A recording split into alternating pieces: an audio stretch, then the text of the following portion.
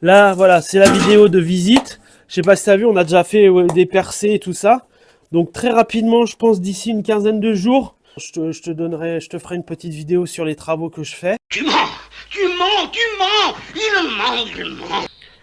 Et voilà, comme d'habitude. Et Greg, il promet des choses, il a plein de projets et se fout à la bourre. Ah là là, quel fail monumental, mais bon, c'est pour la bonne cause. Je vais t'expliquer tout de suite. Donc sur la dernière vidéo, je te montrais notre nouveau petit mini manoir, on va dire. Et en fait, on n'avait que 2 mois. Donc là, je te parle, on est le 14 juin. Et en fait, en début janvier, j'ai commencé à travaux, j'ai filmé, je te montrerai les rushs après cette petite vidéo, cette petite intro. En fait, donc j'ai commencé, j'étais dans le rush, il fallait absolument que je finisse parce que début mars-avril, on allait commencer à payer le crédit. Sauf qu'entre-temps, on a décidé, notre vie a fait un 180 degrés. On a décidé de venir habiter dans une des maisons, dans cette maison en fait qu'on a restaurée avec ma femme à notre goût et que les gamins adorent. Voilà, donc on revient sur le sujet manoir. Le manoir, j'ai commencé donc du coup en janvier. Il y a eu une grosse pause à peu près, je dirais avril-mai.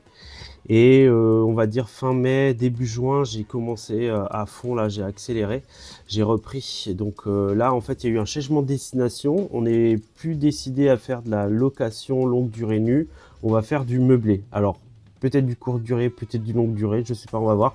Mais en tout cas ça va être un peu plus fun même pour la vidéo parce que on va aller plus loin dans la décoration jusqu'au linge de maison, on va créer les ambiances, etc. Donc ça va être encore plus cool.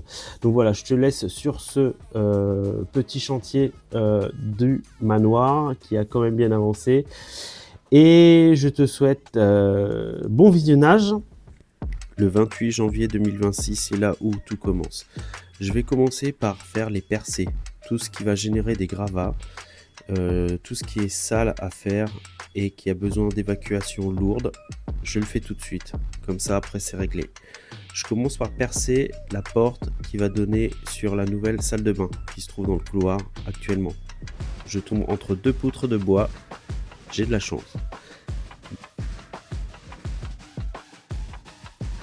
Deuxième chance, deuxième effet qui se coule, côté entre le salon et la nouvelle cuisine, il y a un petit renfoncement. Je saute l'avant du meuble et je me rends compte qu'il y a une grande profondeur en moins. Donc c'est pas mal parce que le mur d'origine fait bien 60 cm.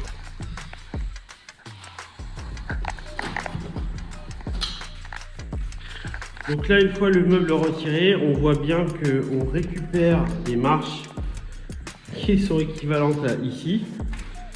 Donc pour moi, à l'époque, soit il y avait une entrée ici, en tout cas il y a déjà eu un passage là, ça c'est clair et net. Donc en fait là c'est que de la brique, c'est pas porteur, je vais péter tout ici pour réouvrir côté salon. Comme le plan était d'aller au plus vite possible et d'essayer de garder tout ce qui était en bon état, je m'étais dit que peut-être j'allais garder le papier peint. Papier peint, bien sûr que j'allais peindre parce que bon, il était vieillot, mais bon. Pour ce fait, en fait, j'ai utilisé un ciseau à bois pour couper la première couche de plâtre et retirer mon mur le plus proprement possible. On retire les gravats, ça fera ça au moins dans nos pattes pour la suite du chantier.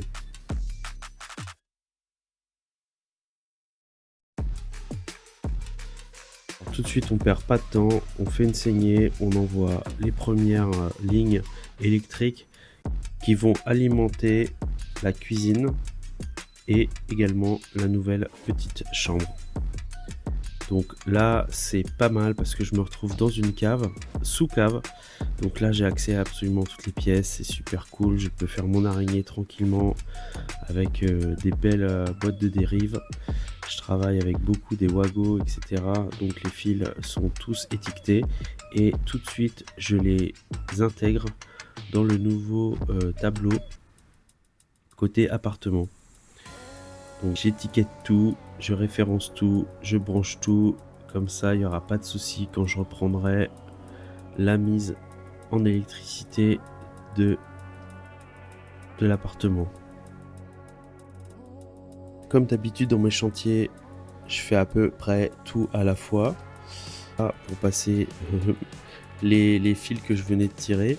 Il me fallait une cloison, donc allez hop, on enquille direct sur le raillage de la cloison entre la nouvelle cuisine et ce qui va devenir une petite chambre.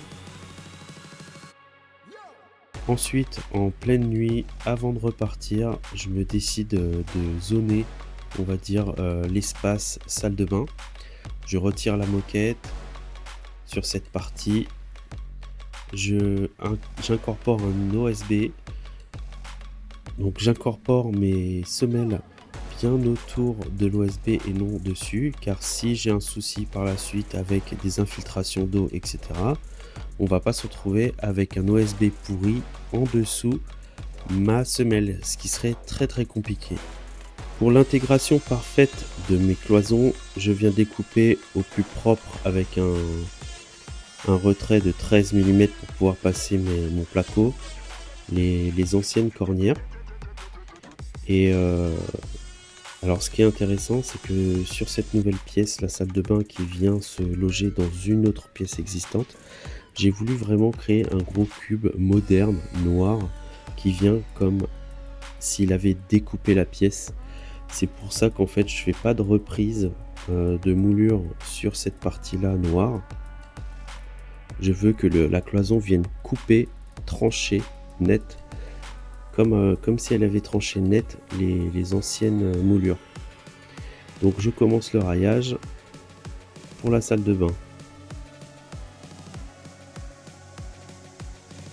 Alors toujours un gros intérêt de travailler au-dessus d'une cave.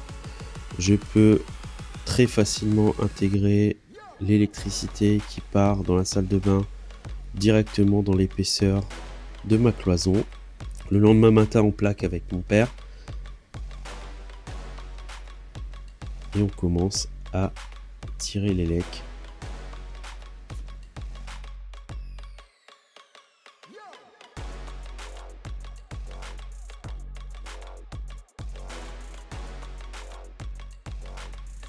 Comme d'habitude, à chaque fois qu'un fil est tiré, il est étiqueté et il vient directement se loger dans son disjoncteur attitré pour ne pas s'y perdre par la suite. Donc là, comme d'habitude, tout se chevauche. Je suis obligé de déjà commencer à travailler sur le tableau qui va accueillir le petit cumulus qui va servir à la salle de bain et ce qui va donner un départ d'évacuation d'eau. Alors ce qui est intéressant, c'est que dans ma salle de bain, tout est dans la même ligne droite. Tu as l'évacuation du cumulus, l'évacuation de la douche, puis l'évacuation du lavabo et ensuite l'évacuation du WC. Tout ça, c'est une seule ligne droite. Donc là, je suis en train d'installer l'évacuation dans la cave. J'ai dû sauter les vieilles portes de la cave pour pouvoir accéder directement. L'évacuation en sang traverse complètement et arrive dans le tuyau, tu vas le voir. Voilà, donc là, super cool parce que très peu de hauteur sous plafond, on travaille sans échelle, tout est ultra visible. Là, tu vois le départ pour l'égout, donc ça a été assez facile à faire de détourner l'évacuation d'origine du manoir. On perd pas de temps, on envoie le multicouche. Donc là, j'ai trouvé un super tuyau qui arrivait directement du compteur. J'y ai mis un T. Voilà. Et par la suite, je mettrai une vanne pour pouvoir couper tout le côté salle de bain.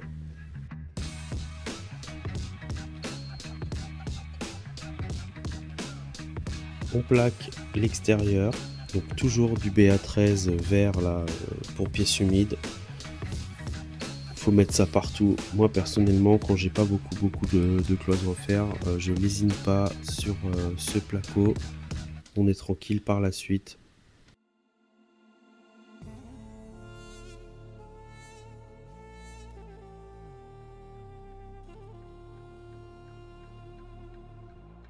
Donc là, en fait, tu vois, c'est un chevauchement de mur et c'est ce qui va être considéré comme la tête de lit qui va cacher derrière la penderie. Donc là, j'ai mis une double épaisseur de placo côté lit pour que ça se décroche, là on le voit bien. C'est très important pour moi. Ensuite, un petit plateau pour pouvoir rigidifier le tout. Et on plaque côté cuisine et chambre. Donc une bonne isolation, on replaque.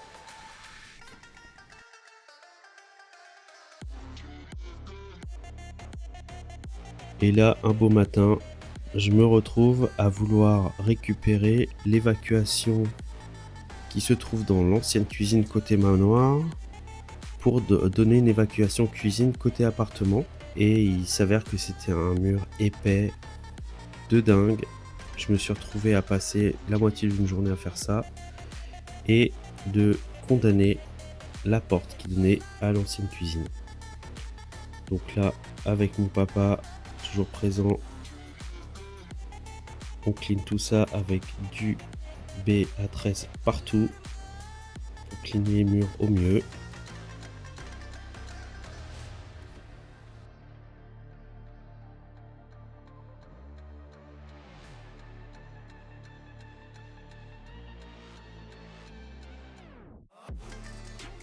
Donc là, il y a mon premier passage de bande qui est en cours.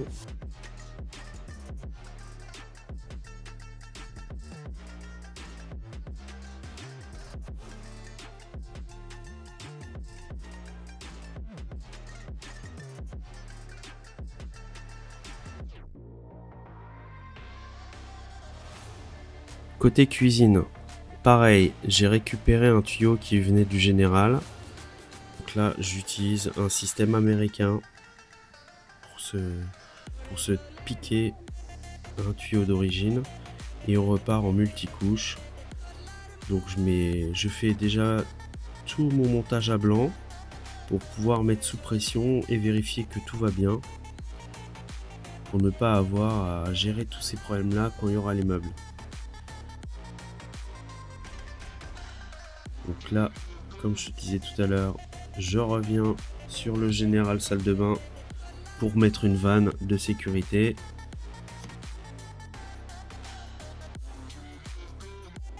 Et comme d'habitude, on fait tout à la fois. Donc là, ce jour-là, je commence à attaquer les plafonds. On ouvre les fissures et on bouche. Mon épouse arrive à la rescousse. Et comme on voulait faire et comme on était pressé, on voulait récupérer le papier peint simplement en le peignant.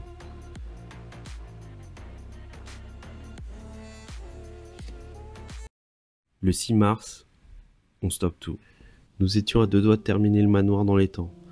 L'enveloppe travaux était en train de fondre comme neige au soleil et il fallait vraiment le louer. Mais la vie en a décidé autrement. Tout s'est arrêté du jour au lendemain. Nous avons fait le choix de quitter notre ancienne vie pour nous rapprocher de nos projets avec ma fille, les 2 jumeaux, mon épouse et moi. Nous avions aussi besoin de plus d'espace, de confort et surtout d'une maison dans laquelle toute la famille pourrait pleinement s'épanouir. Ce choix nous a aussi forcé à vendre notre bateau, celui où j'ai rencontré mon épouse, où nous avons vécu pendant 6 ans et vu grandir ma fille. Une page remplie de souvenirs se referme, mais une nouvelle aventure commence. Fin avril, les travaux reprennent et croyez-moi, le manoir n'a pas fini de vous étonner.